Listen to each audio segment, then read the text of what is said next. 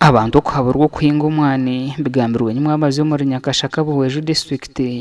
ubu abapiyero yibakwatanize no munyeshengero Ephraim Beraro babiri nibatonguzeho uremanyirwe nka piyero yu Coffee Boost aho Michael Nwagira Toyota abira ryo mugenyo mukuru nyenda kwagarana amatsiko kandi no kwa Hamza ngo umwana uyo muza kunga sente nyingi omwihanga nibamya omyaka mike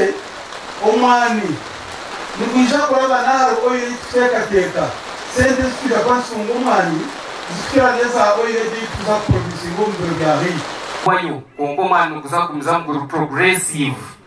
abahina nawe kine tibyabishe nkuruzabo ebishoro betero umwani omwani guru progressive nugumizamu kandi oilo nehwayo bagitimbe hwayo se finite resource abo bushoborozi kurwo ministry y'ubuhingi no burisa naba Inspire Africa Coffee bagambira abanyabuhweju ecyo batura baferirwa mu butahinga mwani kandi babahire no bukoryo obwo kutunga mu cyango itware oreke kwate kitaji ukahurubura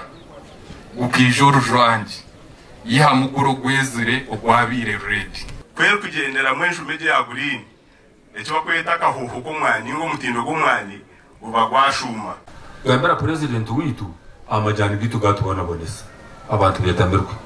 icakabira mugambere chorus yitu najimanya nangwe no bihira katambara hiwa leterwaho akatambara yarga bushenya atari kurgabo nyarugutiyaza mu nyonyi yizera cyo ya kansi yorushozi ayo atemira urushozi rurango akija yakahuna rumanya kandi kangambire nawe yija kigenderire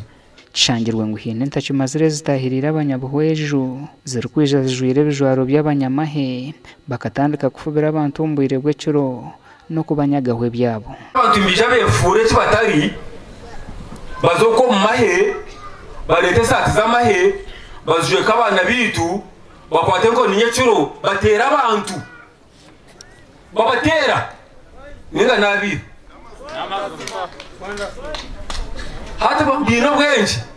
nibasabye ngo twakutera hereza birara karuru umuntu azera ati birara yantire tinkamutera ki tuyambari yecho mwene abantu kabonye impamya nabenazi natakwenda kuzamana ngo politics konka ebyo n'ibintu by'abantu bishobora kwegendesereza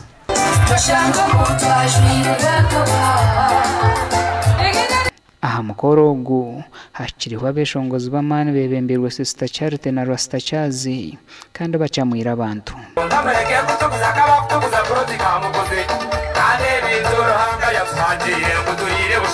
gasha kwa Michael Twachiri